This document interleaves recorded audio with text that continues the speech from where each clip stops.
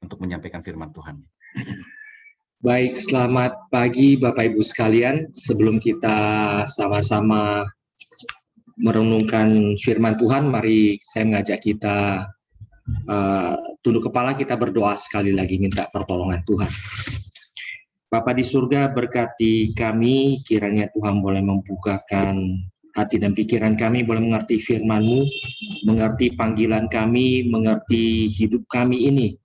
Di tengah-tengah pandemi yang banyak perubahan yang terjadi, banyak hal yang kemudian membuat kami berpikir ulang akan makna hidup kami. Kiranya Tuhan boleh menolong kami, menuntun kami melihat kembali kepada apa yang menjadi isi hati Tuhan, sehingga kami boleh belajar menata kembali hidup ini dan boleh bermakna di hadapan Tuhan dan bagi manusia. Berkati kami, kiranya Tuhan boleh memberkati dan menolong kami sekali lagi. Di dalam nama Tuhan Yesus kami mengucap syukur dan kami berdoa. Amin. Saya akan membacakan beberapa ayat Alkitab. Kita boleh buka Alkitab kita sama-sama. Kita baca dari Kejadian pasal yang pertama, kita baca dari hari yang ke-5, hari ke-6, kemudian nanti kita lanjutkan dari Kejadian pasal yang kedua, beberapa ayat lagi. Kita baca dari Kejadian pasal yang pertama, ayatnya yang ke-20, dan kita akan membacakan sampai nanti pasal yang kedua, ayat yang keempat. Saya akan bacakan bagi Bapak Ibu sekalian dari Kejadian pasal yang pertama, ayat yang ke-20, sampai Kejadian pasal yang kedua, ayatnya yang keempat. Ini merupakan kisah penciptaan dari hari keempat sampai hari ke-7. Berfirmanlah Allah, hendaklah dalam air berkeriapan makhluk yang hidup, dan hendaklah burung berterbangan di atas bumi melintasi cakrawala. Maka Allah menciptakan binatang-binatang laut yang besar dan segala jenis makhluk hidup yang bergerak, yang berkeriapan dalam air, dan segala jenis burung yang bersayap. Allah melihat bahwa semuanya itu baik. Lalu Allah memberkati semuanya itu, firman-Nya, berkembang biaklah dan bertambah banyaklah, serta memenuhilah air dalam laut, dan hendaklah burung-burung di bumi bertambah banyak. Jadilah petang dan jadilah pagi, itulah hari ke-5. Berfirmanlah Allah, hendaklah bumi mengeluarkan segala jenis makhluk yang hidup, ternak dan binatang melata dan segala jenis binatang liar. Dan jadilah demikian. Allah menjadikan segala jenis binatang liar dan segala jenis ternak dan segala jenis binatang melata di muka bumi. Allah melihat bahwa semuanya itu baik. Berfirmanlah Allah, baiklah kita menjadikan manusia menurut gambar dan rupa kita, supaya mereka berkuasa atas ikan-ikan di laut dan burung-burung di udara, dan atas ternak dan atas seluruh bumi, dan atas segala binatang melata yang merayap di bumi. Maka Allah menciptakan manusia itu menurut gambarnya, menurut gambar Allah diciptakannya dia, laki-laki dan perempuan diciptakannya mereka. Allah memberkati mereka, lalu Allah berfirman kepada mereka, beranak cuculah dan bertambah banyak, penuhilah bumi dan taklukkanlah itu, berkuasalah atas ikan-ikan di laut dan burung-burung di udara dan atas segala binatang yang merayap di bumi. Berfirmanlah Allah, lihatlah, aku memberikan kepadamu segala tumbuh-tumbuhan yang berbiji di seluruh bumi dan segala pohon-pohonan yang buahnya berbiji, itulah akan menjadi makananmu. Tetapi kepada segala binatang di bumi dan segala burung di udara dan segala yang merayap di bumi yang bernyawa, kuberikan segala tumbuh-tumbuhan hijau menjadi makanannya. Dan jadilah demikian. Maka Allah melihat segala yang dijadikannya itu sungguh amat baik. Jadilah petang dan jadilah pagi. Itulah hari ke-6. Demikianlah diselesaikan langit dan bumi dan segala isinya ketika Allah pada hari ke-7 telah menyelesaikan pekerjaan yang dibuatnya itu. Berhentilah ia pada hari ke-7 dari segala pekerjaan yang telah dibuatnya itu, lalu Allah memberkati hari ke-7 itu dan menguduskannya, karena pada hari itulah ia berhenti dari segala pekerjaan penciptaan yang telah dibuatnya itu. Demikianlah pembacaan firman Tuhan. Nanti kita akan membaca beberapa ayat lagi dari Kejadian pasal yang kedua. Dari ayat-ayat yang kita baca, kita melihat bahwa ketika Allah menciptakan kita, menciptakan segala makhluk hidup, Allah itu membagikan wilayah kepada setiap ciptaan. ada namanya burung yang di udara, mereka akan menguasai udara, cakrawala. Kemudian ada yang namanya ikan yang di laut. Ikan yang di laut dikatakan nanti mereka akan bertambah banyak berkeriapan di dalam air, dan mereka tidak akan melampaui wilayah yang ditentukan Allah. Demikian juga nantinya ada binatang yang di bumi. Mereka tidak akan naik ke cakrawala atau turun ke dalam air. Mereka hanya akan ada di atas tanah gitu ya, di bumi. Demikian juga manusia nanti dikategorikan berada di dalam hari ke-6 bersama dengan binatang yang diciptakan di bumi ini atau di atas tanah ini. Inilah nantinya yang ditentukan Allah di dalam ketika menciptakan seluruh dunia ini di hari-hari terakhir tentang makhluk yang hidup ini. Kalau di dalam bahasa Inggris nantinya dikatakan setiap ciptaan itu memiliki bagiannya, memiliki tempatnya, memiliki wilayahnya. Dan di dalam bahasa Inggris nantinya terbagi di dalam dua istilah yang penting. Satu adalah berbicara tentang space, yaitu ruang di mana kita ditempatkan, seperti udara, binatang, burung ditempatkan di dalam udara, di cakrawala dikatakan. Lalu ikan ditaruh di dalam air, itulah space tempat mereka hidup, tempat mereka bergerak, tempat mereka nanti berkembang biak, tempat mereka menghidupi penetapan Allah. Demikian juga manusia ditempatkan di dalam satu space, yaitu di bumi ini, di atas bumi ini. Kita kalau mau terbang perlu alat bantu, kita mau masuk ke dalam air perlu alat bantu untuk waktu yang cukup panjang gitu ya. Kita tidak bisa seperti ikan yang bisa masuk ke dalam air kedalaman yang cukup dalam, lalu bisa berjam-jam di dalam, itu tidak memungkinkan buat kita. Karena bukan space-nya kita, bukan wilayah kita, bukan daerahnya kita. Tapi hari ini yang saya ingin ngajak kita itu sama-sama pikirkan adalah manusia memiliki hal yang pertama, manusia memang memiliki wilayahnya, memiliki space-nya. Tapi kalau kita baca dengan lebih teliti, ketika Allah memberikan firman mengatakan waktu penciptaan manusia, maka dia mengatakan sesuatu yang agak berbeda tentang manusia. Dia katakan kepada manusia, beranak cuculah dan bertambah banyak, penuhilah bumi dan taklukkanlah itu, berkuasalah atas ikan di laut dan burung-burung di udara dan atas segala binatang yang merayap di bumi. Manusia bukan saya diberikan mandat untuk hidup di dalam satu space, di dalam satu penetapan, di dalam satu wilayah, yaitu di atas muka bumi ini. Tapi manusia juga pertama diberikan mandat itu untuk menguasai segala wilayah. Inilah yang menjadikan manusia itu berbeda dengan semua makhluk hidup lainnya atau binatang lainnya. Kita tidak pernah melihat anjing itu memiliki cita-cita atau pemikiran nantinya di dalam perkembangan pemikirannya, keinginan hatinya atau apa itu, untuk kemudian menguasai air. Nggak ada itu. Kita juga tidak pernah melihat nantinya ada anjing yang berusaha untuk terbang, kemudian mencari sesuatu untuk supaya dia bisa menguasai udara, itu nggak ada itu. Demikian juga burung tidak akan menguasai air, atau ikan menguasai darat atau udara. Kenapa? Karena mereka tidak pernah ditetapkan dan diberikan mandat untuk keluar dari space-nya mereka. Sedangkan manusia memang diciptakan memiliki wilayahnya, memiliki space tempat dia hidup, tapi manusia diberikan mandat untuk melampaui space-nya dia. Yaitu manusia itu nantinya diberikan mandat untuk menaklukkan burung di udara, menaklukkan ikan di air, selain daripada untuk darat yang memang tempat dia hidup. Manusia diberikan mandat untuk menjadi penguasa atas segala sesuatu. Ini nantinya menjadikan kenapa manusia itu tidak pernah puas dengan keadaan dirinya yang nantinya cuma ada di dalam satu tempat.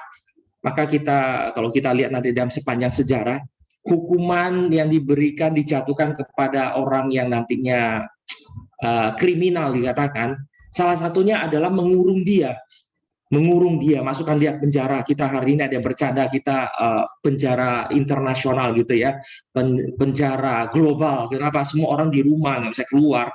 Ini hukuman penjara yang tanpa harus ada pelanggaran, semua harus lakukan gitu.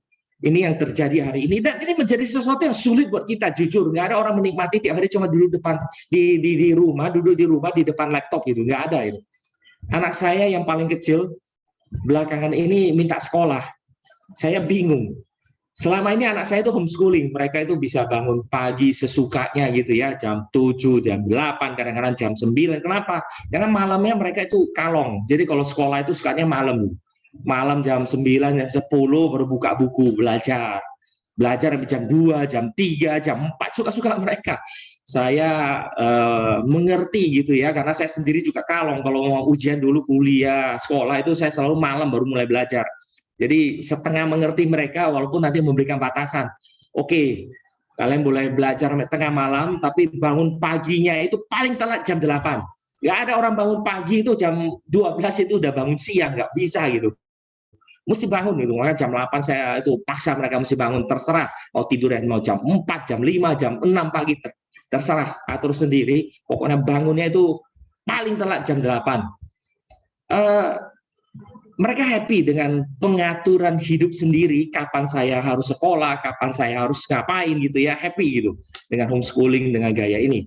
Tetapi belakangan ini, kira-kira 3-4 bulan belakangan ini, anak saya yang paling kecil itu mulai ribut.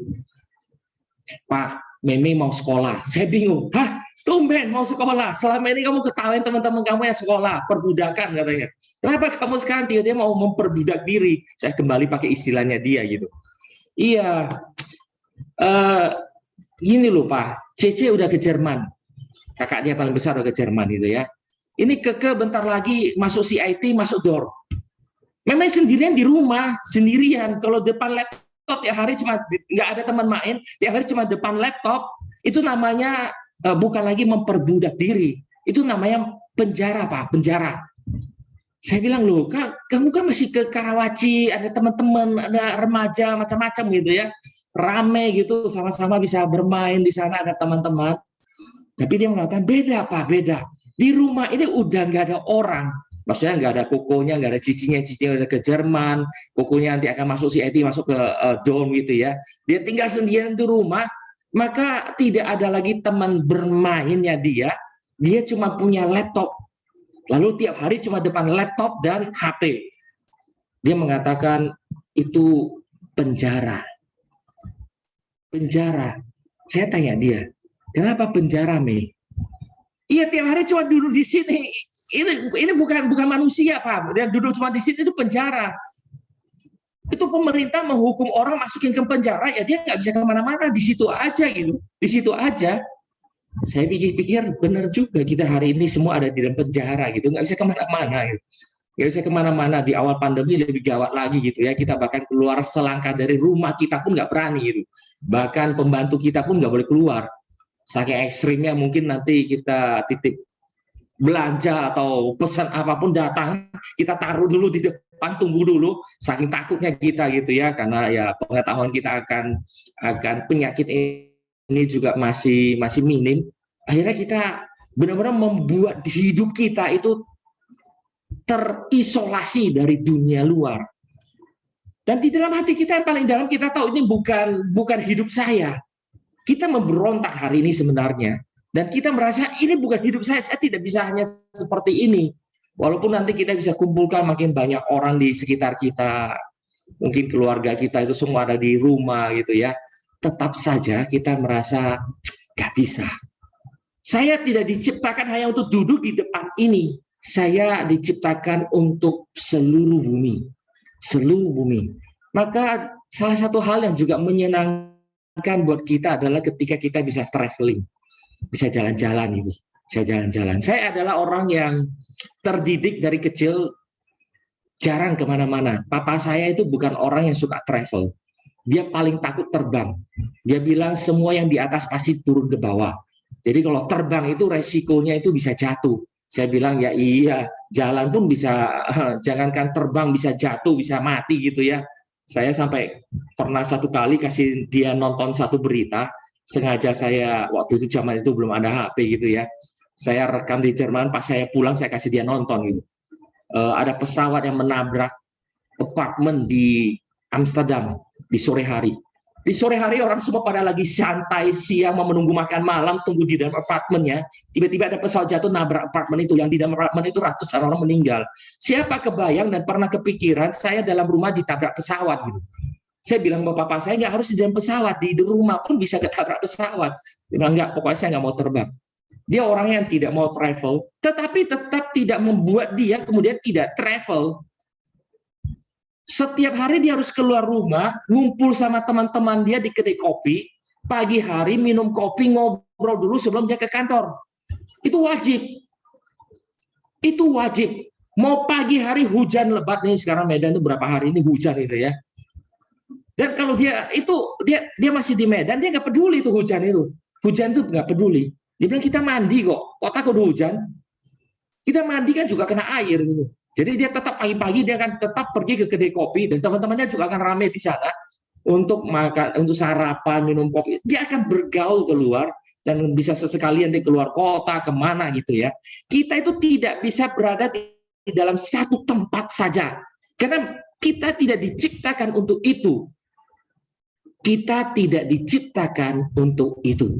Kita diciptakan di atas darat, hidup di darat, tetapi kita diciptakan untuk menaklukkan air, darat, dan udara. Maka ada keinginan kita untuk naik ke udara, turun ke dalam air, dan bukan hanya puas ada di darat. Ini hal yang pertama.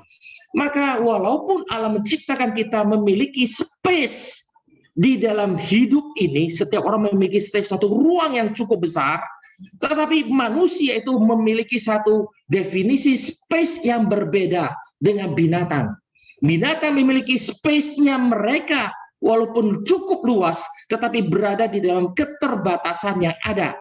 Tetapi manusia hidup dia dalam darat, di atas darat ini, dengan satu mandat dan keinginan hatinya untuk menaklukkan seluruh bumi di dalam setiap wilayah dan aspek yang ada. Belakangan ini mungkin kita juga nggak terlalu mengerti apa yang terjadi gitu ya. Orang terkaya dunia katanya yang nggak ada kerjaan, membayar sejumlah harga untuk bisa naik ke ruang angkasa. Oke lah, dia belum sampai ke ruang angkasa sebenarnya. Itu cuma sampai ke, ya kalau bahasa Alkitabnya itu cakrawala yang lebih tinggi gitu ya. Dan merasa puas dengan itu, Ada satu kepuasan, saya bisa bayar dan saya bisa mencapai tempat yang dimana hanya segelintir orang yang pernah melewati wilayah itu. Ada satu kepuasan, ada sesuatu yang kemudian merasa kebanggaan di dalam hidupnya. Karena inilah nantinya Tuhan tanamkan dalam hidup kita. Satu mandat penaklukan.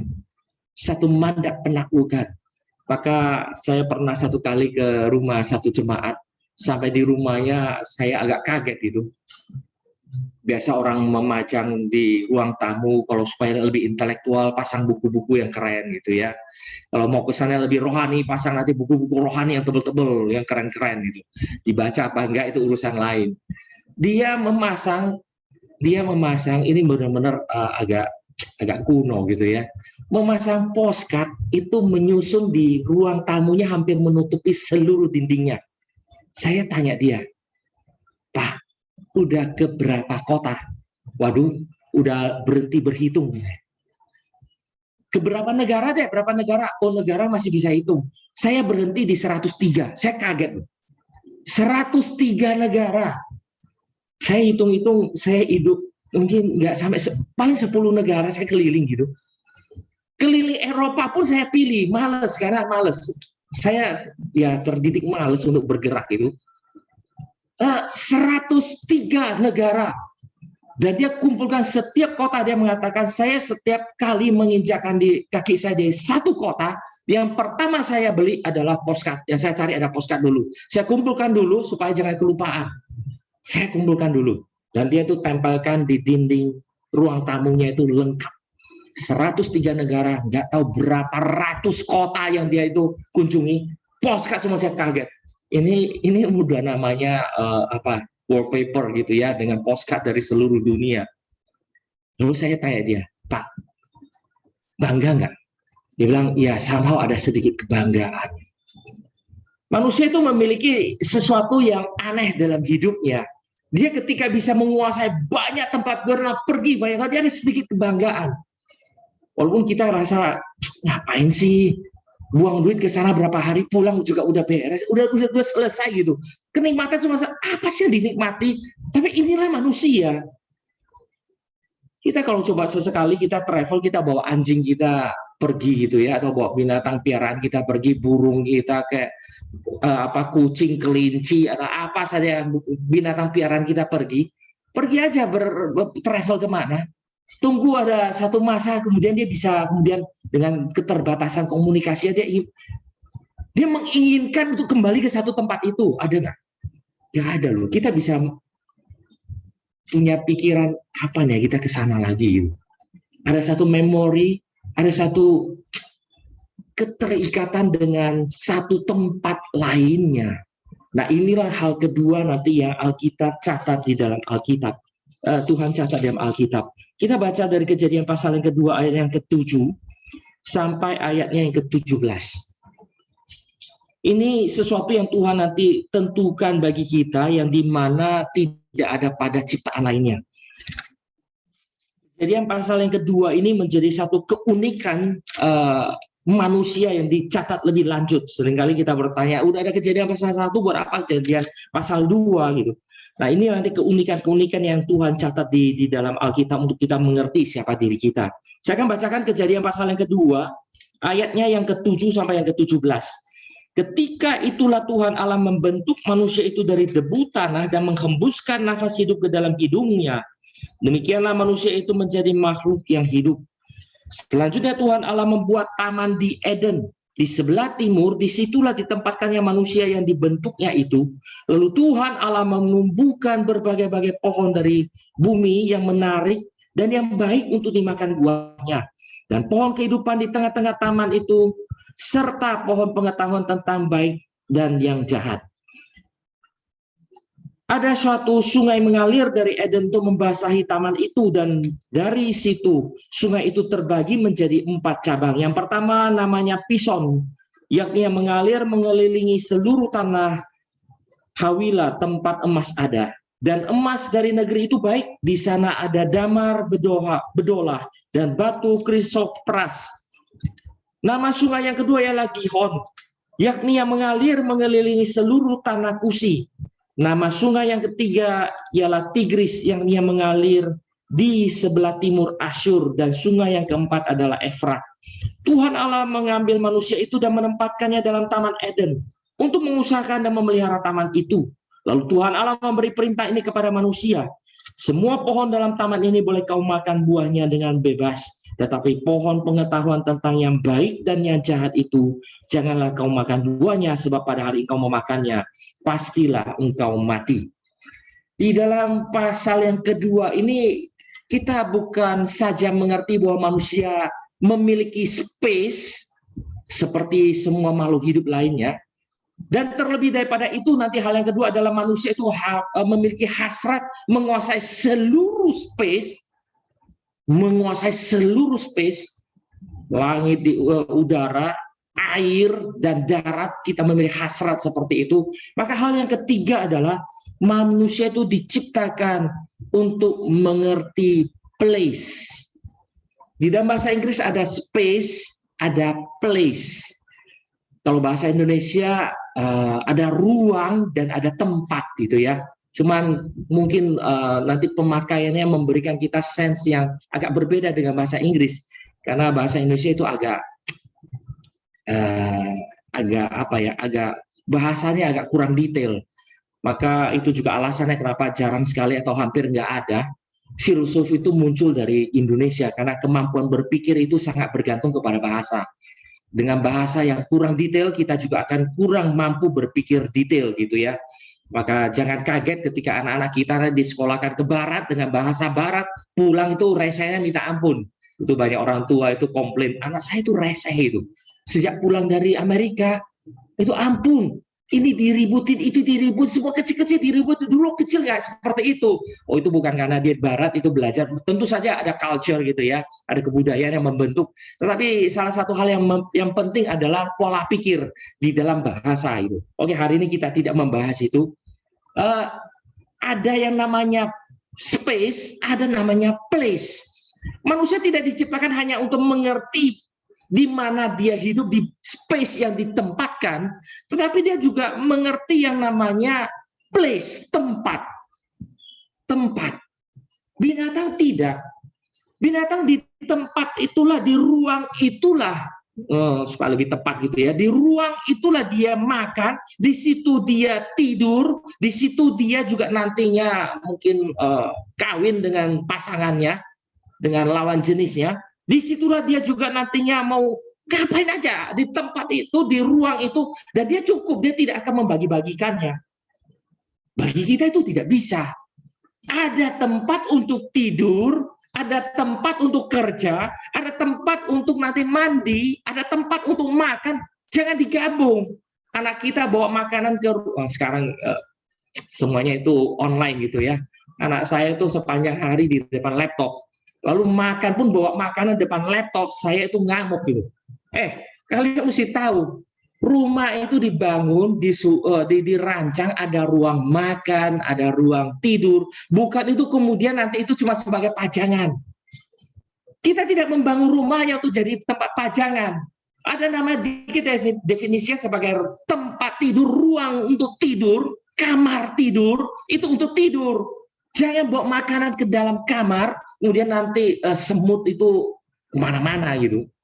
Dan saya itu paling sebel itu kalau ada makanan di mana-mana. Jangan makan di tempat makan, tidur di tempat tidur.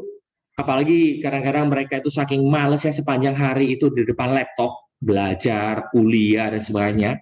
Saking capeknya mungkin di depan meja gitu. Kadang-kadang mereka bisa bawa laptopnya itu di tempat tidur. Sambil tiduran, matiin camnya, lalu kuliah, belajar. Ini bukan sekolah ini namanya. Ini sekolah sama denger lagu untuk tidur mesti bedain. Kenapa harus bedain? Karena manusia diciptakan berbeda. Kita tahu ada yang namanya place. Kita tahu ada namanya place. Ini namanya tempat tidur. Ini namanya kamar mandi. Ini namanya tempat belajar. Ini tempat makan. Ini namanya rumah. Ini namanya kantor. Ini namanya nantinya gereja. Ini namanya tanah, air. Ini tempat kita dilahirkan. Itu adalah luar negeri. Walaupun nanti pembagian seperti ini lama-lama itu membuat kita itu makin lama makin, kalau udah terlalu sering travel gitu ya, memblurkan itu semua gitu ya, blurkan. Kita diciptakan untuk mengerti adanya place. Inilah alasannya kenapa nantinya kita rindu kapan boleh beribadah lagi. Saya itu sering dapat WA dari jemaat, khususnya mereka yang berumur gitu ya. Kalau yang berumur kan kita anjurkan jangan datang beribadah fisik dulu. Kalau datang di RMCI silakan duduk di balkon atas agak jauh gitu ya. Karena ya kita harus saling menjaga gitu.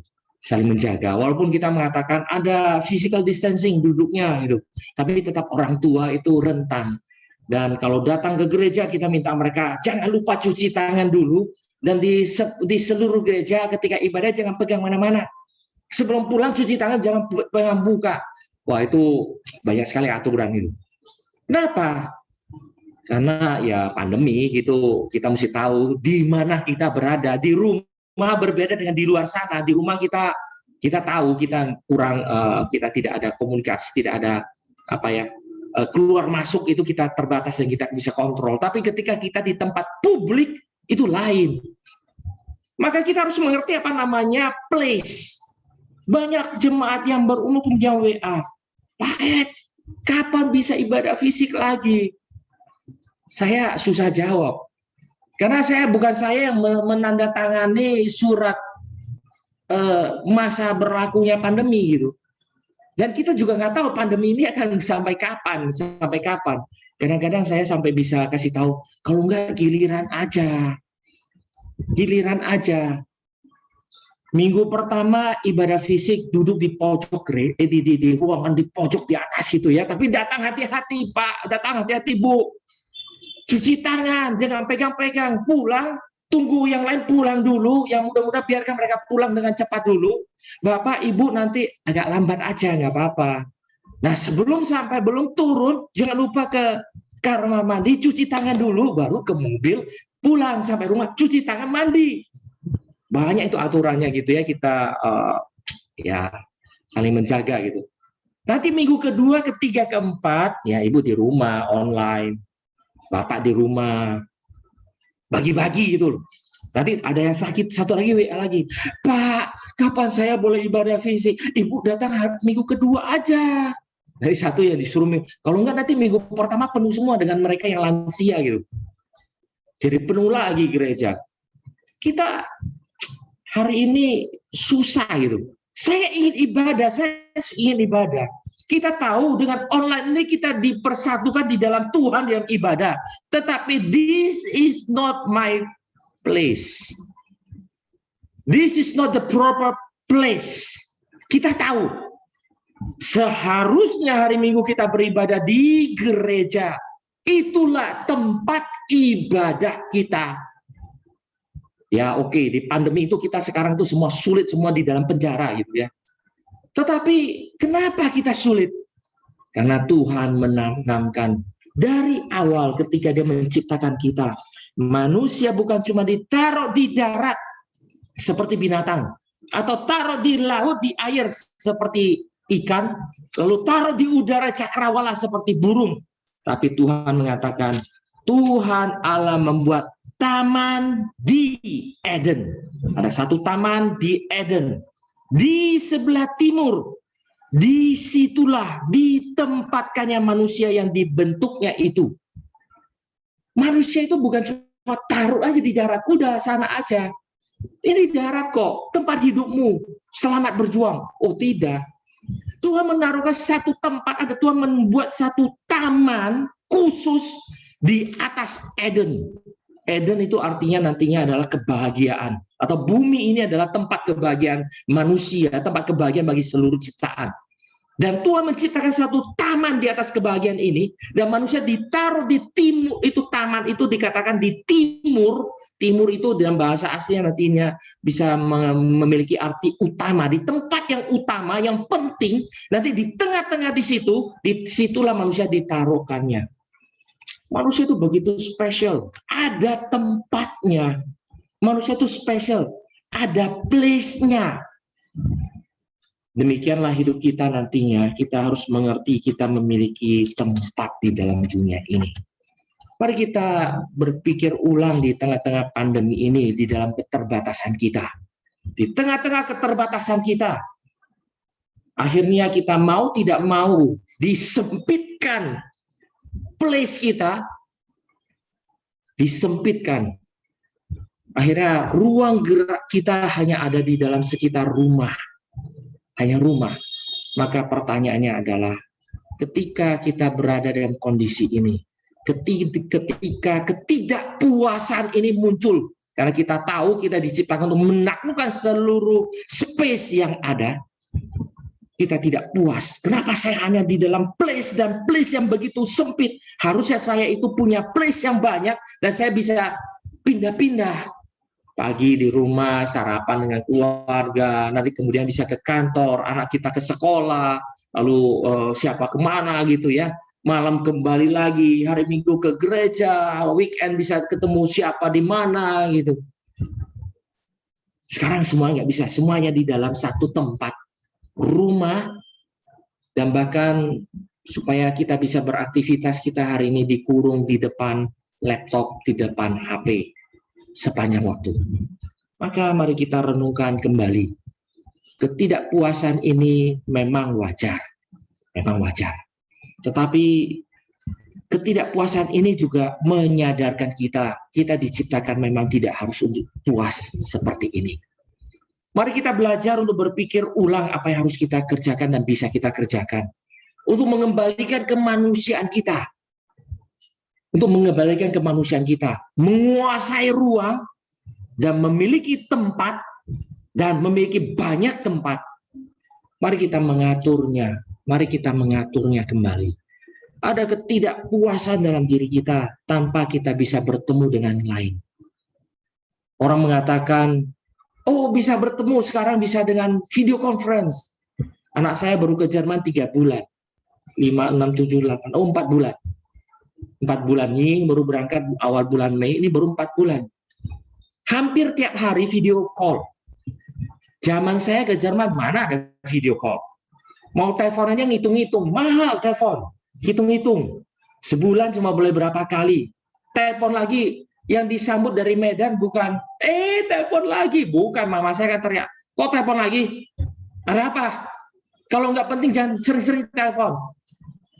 Kenapa? Karena yang bayar dia, bukan saya gitu. Saya sih enak aja telepon, halo mak, gitu ya. Gampang aja telepon, tapi yang bayar dia, yang transfer dia nantinya, bukan saya gitu. Enak gitu.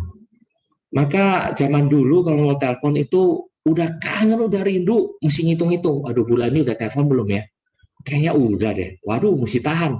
Tahan sampai bulan depan, tanggal 1 cepat-cepat telepon. Kok telepon? Kan udah bulan baru. Nah, itu jawabannya dulu. Habis 5 detik untuk debat dulu. Anak saya sekarang enggak. Setiap hari bisa video call. Kelihatan tuh, kelihatan. Itu pun kemudian dia mengatakan, kepengen pulang. Saya bilang, ketemu kan setiap hari? Lain, Pak. Lihat di layar, sama ketemu Papa bisa pelukan lain. Lain. Manusia diciptakan itu punya relasi bersentuhan itu tidak bisa digantikan. Tidak bisa, wah kita ketemu hari ini. Sama kan kita hari ini ya, lewat Zoom. Saya mau tanya Bapak Ibu sekalian, lebih happy kita ketemu di Zoom itu atau satu hari kita bisa beneran reuni, ketemu semua duduk barengan itu. Sekarang mungkin depan kita bisa makanan yang sehat, yang enak disiapkan untuk sarapan.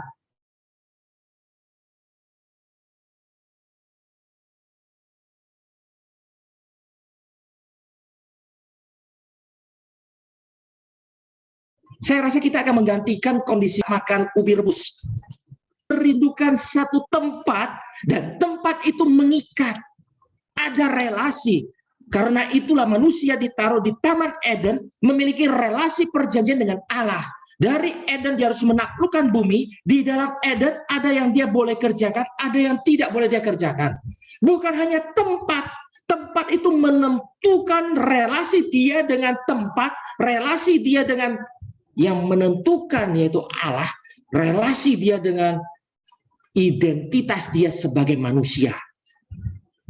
Maka kita terikat dengan tempat dan kita bersuka cita dengan tempat. Anak saya satu kali, kami itu pulang dari Karawaci, malam-malam saya jemput waktu mereka masih kecil itu. Saya jemput, pulang hujan deras. Dan hujan deras saya pikir lewat tol, paling lebih aman. Kalau lewat jalan biasa, kalau hujan deras nanti suka ada genangan, bisa macet gitu ya. Kalau normalnya dari Karawaci sampai Cempaka Putih itu, saya itu sekitar 35 menit nyampe itu. Hujan deras itu banget itu. Waduh, ini macet ini. Udah saya lewat tol aja. Lewat tol lebih aman. Tol-tolnya malam itu di tol justru ada kecelakaan. Jam 9 saya jemput anak-anak saya dan keluarga saya itu dari Karawaci. Akhirnya jam 3:30 saya baru sampai rumah. Kecelakaan di tol, hujan deras, gak ada yang bantu depan, udah macet, diem aja di mobil. Anak saya tiba-tiba ngomong, Pak, kebelet mau pipis. Saya lihat di luar sisa gerimis. Ini mobil memang nggak bisa jalan kok. Papa temenin ya, kita buka pintu pelan-pelan ke pinggir jalan sana aja. Orang masih kecil kok, baru umur 3 tahun, 4 tahun. Pinggir sana aja pipis ya. Dia jawab, nggak mau Pak. Mau kamar mandi. Ya di mana tol ada kamar mandi? Orang mobil gerak aja nggak bisa mau kamar mandi. Kalau ada rest area masih mending bisa masuk cari. Mau kamar mandi Pak. Nggak ada. Nggak apa-apa. Merengek dia tahan sampai jam 3:30. Sampai di rumah lihat kamar mandi itu kayak lihat surga. Akhirnya, waktu dia keluar dari kamar mandi, leganya. Baru kali ini lihat kamar mandi itu indahnya, dia bahasanya itu kami ketawa ngakak semuanya. Ada satu keterikatan dengan tempat, ada kepuasan yang kita tidak bisa. Manusia itu nggak bisa sembarangan. Mari Bapak Ibu sekalian, kita di tengah-tengah pandemi ini dengan berjalannya waktu dan kita dengan pengertian kita akan penyakit ini yang makin berkembang dan kita udah makin lama makin tahu makin banyak bagaimana dia menular, apa yang kita mesti jaga, dan paling utama akhirnya yang paling penting adalah prokes, vaksin tentu saja, dan buat orang tua mungkin perlu booster. 2 hari yang lalu saya baru baca hasil riset di Jerman. Saya nggak percaya dengan Indonesia gitu ya, jujur aja. Bikin aturan, alasannya apa? Nggak tahu. Pokoknya aturan besok ubah lagi.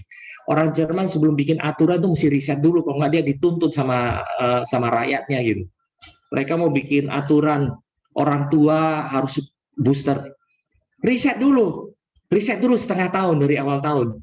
Setelah diriset, 2 kelompok orang diriset, satu umur usia muda 30-40, satu lagi dari umur 70 sampai ke atas gitu ya, 70-90 lebih ke atas. 2 kelompok orang ini diriset.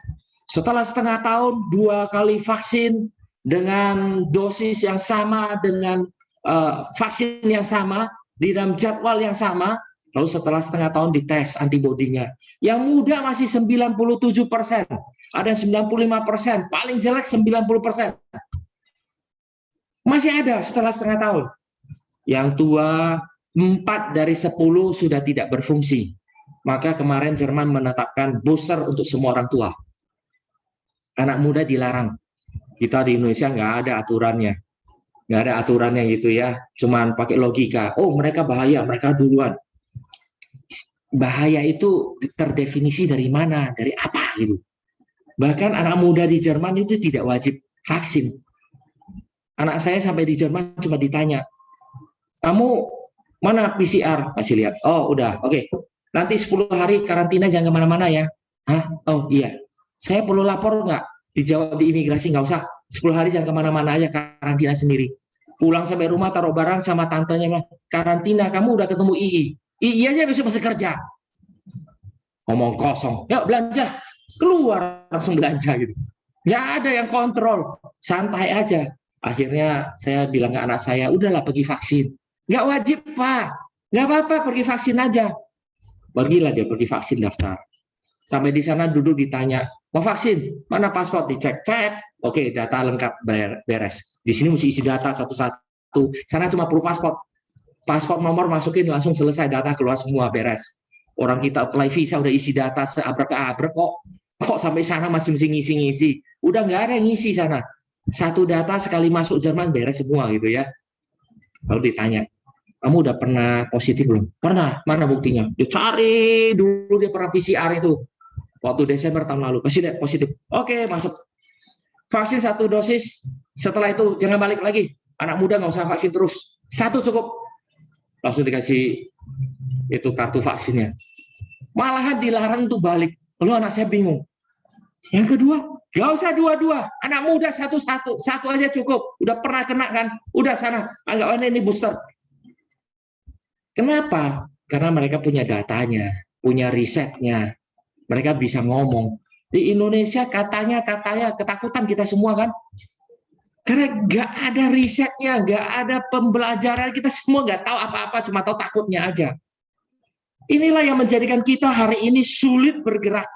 Kita tahu diciptakan di dalam ruang, di space, dan harus menguasai space, harus keluar, dan tidak puas dengan place yang mengukung kita, karena kita perlu banyak place untuk banyak aktivitas kita, tetapi kita tidak berani keluar. Karena ketidakmengertiannya ada. Mari kita belajar hari ini. Dengan 1,5 tahun pandemi ini, banyak hal yang sudah kita ketahui. Mari kita riset, kita belajar. Dan kita boleh belajar menghidupi kembali kemanusiaan kita. Belajar pelan-pelan. Berani untuk kemudian melakukan ini, melakukan itu. Dengan penuh kesadaran. Bagaimana kita hidup. Bagaimana kita hidup. Melatih diri, tidak memegang muka, itu hal yang paling penting. Itu hal yang paling penting. Tidak pegang muka, itu hal yang paling penting. Saya itu punya kebiasaan pegang kacamata, pegang hidung, gitu ya, sebentar-sebentar. Melatih diri tidak mau pegang berhenti, mau pegang berhenti, mau pegang berhenti gitu. Kecuali di rumah gitu ya. Di rumah sih nggak apa-apa. Habis mandi ya udahlah pegang-pegang sana sini nggak apa-apa di rumah. Tapi di luar tuh menyadarkan diri. This is not the place di mana saya bisa seperti di rumah. Kesadaran akan tempat ini akan menolong kita boleh belajar untuk kemudian nanti bisa bergerak lebih luas daripada hari ini. Kesadaran akan tempat. Mengerti ada space, mengerti ada place. Tahu bagaimana hidup di dalam place yang Tuhan sudah tetapkan dan sediakan. Khususnya di dalam masa pandemi ini. Menjadikan kita nantinya boleh bebas. Mari kita belajar. Menjadi manusia boleh belajar hidup di dalam tempat-tempat yang Tuhan ciptakan. Tuhan sediakan. Dan tahu bagaimana di setiap tempat yang ada, bagaimana kita hidup. Saya di FIRES, di Persekutuan Mahasiswa tempat saya menjadi pembina, saya taruh satu aturan. Setiap orang yang datang, kalau duduk hanya kuliah, seringkali mereka datang untuk kuliah nebeng wifi gitu ya. Datang kuliah, duduk, maka dia boleh buka masker. Nggak ada orang kok. Kita nggak perlu jadi orang gila gitu ya, di mana-mana pakai masker, sampai ke WC mau pakai masker, nggak usah gitu, nggak usah. Kalau nggak ada orang, saya bikin meja itu besar-besar, jarak jauh-jauh gitu, duduk aja kalian. Nggak usah pakai masker, nggak usah. Setiap pagi datang, siapa yang duluan datang, biarlah dia yang melayani. Mengelap setiap meja yang ada dengan disinfektan. Semprot setiap meja. Siapa yang paling pertama datang, biarlah dia melayani yang lain. Rapikan semua meja. Setelah itu setiap yang datang boleh duduk dengan tenang. Kalau mau ngomong, pakai masker. Kalau tidak, nggak usah masker. Duduk aja. Kamu kuliah aja sana, diam-diam sampai malam. Kalau makan, tidak boleh di depan meja. Kenapa? Karena kalau ngomong, kalau makan, maka ada muncratan yang bisa keluar. Itu ada nempel di meja. Nanti orang nggak sadar, lewat kesentuh mejamu, dan ternyata kamu OTG, lalu dia pegang mukanya, ketularan dia. Maka makan, pegang di tangan, lalu menghadap yang tidak ada meja. Ketika muncrat jatuh, dia akan jatuh ke lantai.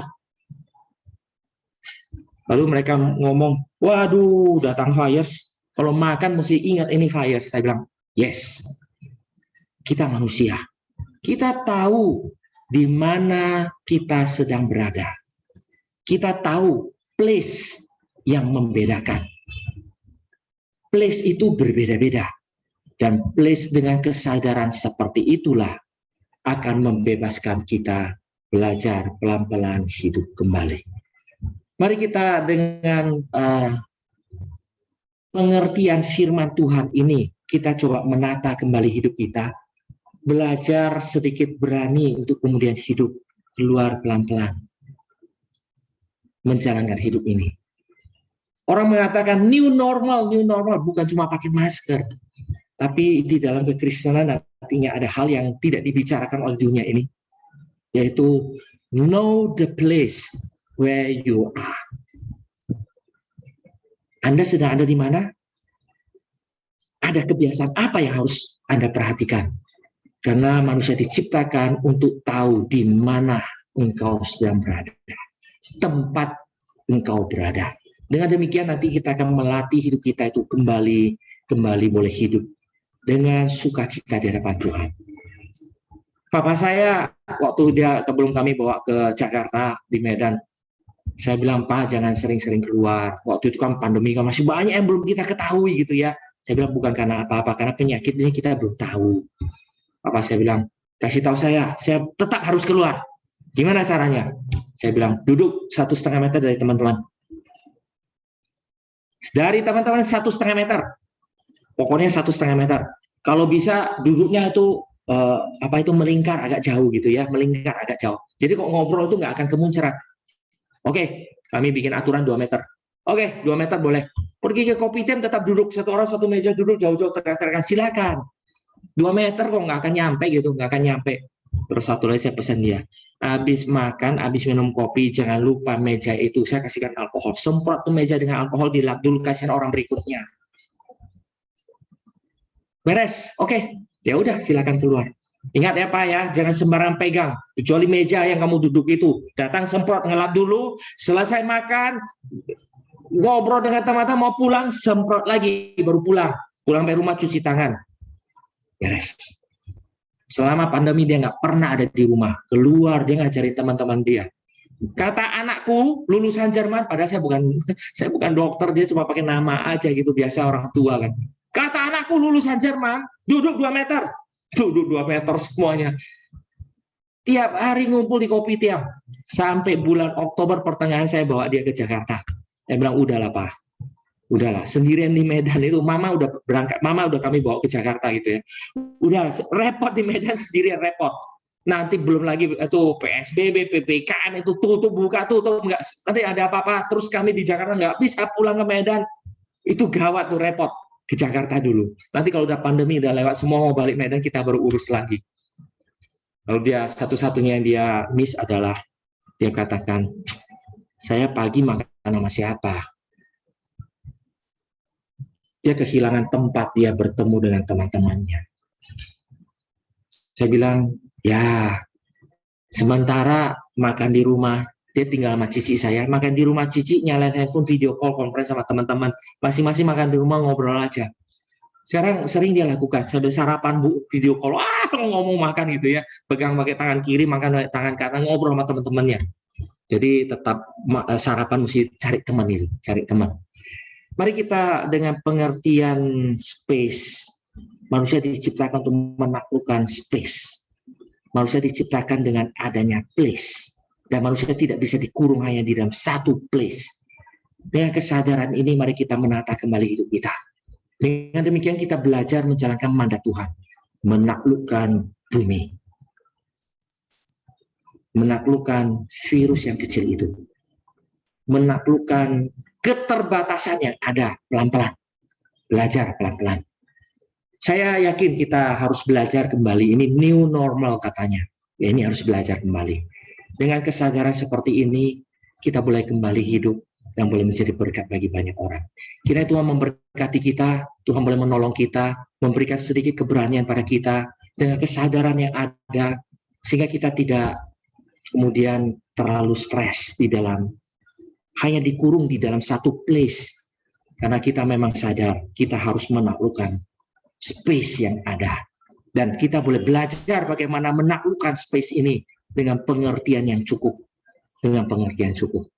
Kalau ada waktu, kita boleh cari tahu tentang virus ini banyak. Gary Pusat waktu itu melakukan webinar 9 kali. Dokter Diana itu jelaskan itu sifat virusnya, bagaimana menghindarinya, apa yang kita perlu perhatikan, bagaimana caranya dan sebagainya. 9 kali untuk membekali itu banyak jemaat gitu ya, sehingga ada yang nantinya bisa belajar untuk menghidupi new normal ini pelan-pelan. Ada waktu kita boleh belajar, kemudian kita boleh kembali hidup di hadapan Tuhan dengan sukacita dari Tuhan, dengan kesadaran bahwa ada place yang dimana sekarang kita harus hati-hati kalau kita sampai di sana. Kalau kita keluar dari rumah, di tempat umum, kita harus perhatikan apa. Gitu. Mari kita sama-sama menjalankan hidup ini, tidak hanya dikurung kemudian dikekang seperti ini, tapi kita boleh belajar mendobraknya di dalam belas kasihan Tuhan, di dalam anugerah Tuhan, di dalam keberanian dari Tuhan. Mari kita berdoa. Bapa di surga, kami mengucap syukur, kami boleh disadarkan akan keberadaan kami yang unik, dan kami boleh sadar kenapa kami juga tidak terlalu puas dengan hidup kami selama ini. Terlebih daripada itu ya Tuhan, kami memohon belas kasih-Mu, berikanlah kami keberanian sehingga kami boleh belajar kembali hidup, melangkah keluar dari selama ini ketidaktahuan kami, mungkin juga ketakutan kami. Banyak hal yang mungkin yang membuat kami akhirnya tidak berani melangkah keluar. Berikanlah kami pengertian yang cukup, berikanlah kepada kami keberanian. Sehingga kami boleh menjalankan hidup ini dengan lebih mengucap syukur dan bersuka cita. Dan bahkan kami boleh menjadi berkat bagi banyak orang. Boleh melayani yang lain, memberikan kekuatan bagi yang lain. Terima kasih Tuhan, tolong kami. Biarlah pengertian akan firman ini boleh memberkati kami dan menuntun kami sekali lagi boleh menyaksikan kepada dunia ini kami adalah manusia yang diciptakan oleh Tuhan dengan keunikan-keunikan yang tidak bisa dikontrol oleh apapun, termasuk pandemi ini. Tuhan, terima kasih. Ajarkan kami, kuatkan kami, topang kami, dan pakai kami sekali lagi, Tuhan. Di dalam nama Tuhan Yesus kami mengucap syukur dan kami berdoa. Amin.